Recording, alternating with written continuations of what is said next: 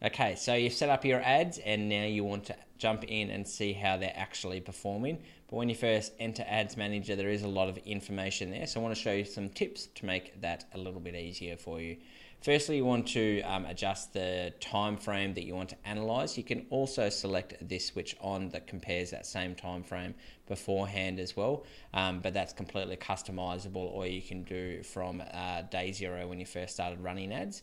The other thing that I usually set as well is, even though when you select a time frame, there will be campaigns that, even though they haven't served during that time frame, will still show through in your results. So what I actually do is, to clean that up a little bit, I put a filter on there by selecting this drop down, and I've set up a custom one called Had Delivery, and the way I actually set that up was going to create a new filter, coming over to the drop down option here, and then basically you can do it a couple of different ways, but I've just said if it has had an impression more than 0, so effectively it's been served to someone out there, so there's been some impressions on that advertisement and in that ad campaign, then I just hit the apply button. I can also save that filter as I have before, and now as you can see that only the campaigns that have served during this time frame will actually show.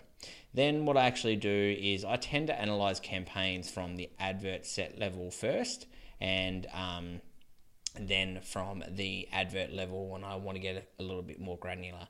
Now when you come into each of these tabs, it will be defaulted for the first time to the performance preset, and all of these are presets that are dictated by Facebook according to different objectives.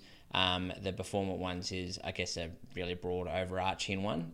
Depending on what your objective is here, it will show the results based on exactly what your campaign objective is there as well. But what I then tend to do is I'll actually create my own custom report or custom columns and give me the information that I really want to have a look at. So I go through to the Customise column section, and then it pops up with a window above this, and these are the columns from left through to right over here that are currently there. Now obviously you want to put in the columns that are most relevant to you. For me, and for most relevant, I are having a look at the overall conversion rate and how many purchases I've got from the advertisers that are running, so I can see how much has been spent and how much has been earned. So I tend to, you can drag and drop these here as well, so I can have the advert set name first. I then tend to go amount spent, and then for the conversions, for the website conversions over here, there are a few different ones, and these are again the preset Facebook events. The website conversion ones up the top is basically every single event conversion. So for instance, if someone went through and looked at a product, added it to cart, and then purchased it, that would be 3 events and would effectively show up 3 times within website conversions. So that shows everything, but we want to go a little bit more granular and just see how many purchases there are. Tick that, and it's actually already over here, so I can then go, and this is the individual amount of purchases. After this, after the cost per website conversion, so this is also interesting to see for profit margins and stuff like that, to see how much it cost me to actually get that purchase. If your pixel is set up correctly, then Facebook will actually track the conversion value. Again, that sits down here as well, so I actually put that right up to the top next to amount spent, so it will immediately show me how much I spent and how much I actually earned, so the overall purchase conversion value. Some other numbers that I tend to look at are the return on advertising spend. So basically this is a good ratio to keep an eye on for every dollar spent, the amount of money that you're actually getting back. So that's the ROAS one.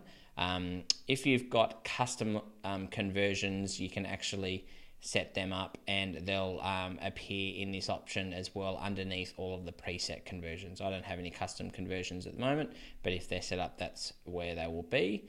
The other option that I tend to have a look at as well is I like to go a step back from when someone purchased to see how many people have dropped off throughout the process. So I usually tick the add to basket conversion value and also the content views conversion value. So think of it like a customer path from when they first look at the product, they add it to cart, and then they purchase, just to see the conversion rate and the overall drop off, and unfortunately how much money is being left on the table. So I then drag those up, and then if you want to look at any other static metrics around engagement, etc., you can obviously do these over here and put these here just to see from a standard, an industry standard, and an advertising standard level, to see how they're actually performing as well.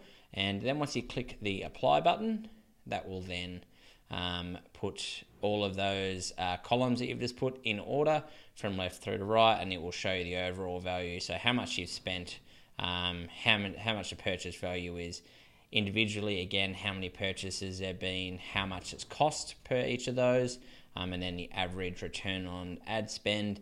And these are the other columns. The other one, obviously, this is the add to basket, so you can have a look at that, how much was add to basket, and then how many sales you actually got from it. And the content views is how many people have actually looked at the product but haven't added it to cart, or sorry, they may have added it to cart, so I'm effectively leaving 10,682 minus 7,246, so what's that, 3,400 or so on the table there from people that haven't gone through. But once I've gone through the advert set level, and if I wanted to go a little bit more granular to see what adverts themselves are actually performing best, and I can do that. But to make it easy, once you're happy with the report, what you can actually do is come down and save that and give it a name. And you can then also go one step further, coming and setting it as a default, and then that will your ads manager will then default to that report every time that you log in. So that is how you customize the columns to find out what works and what doesn't.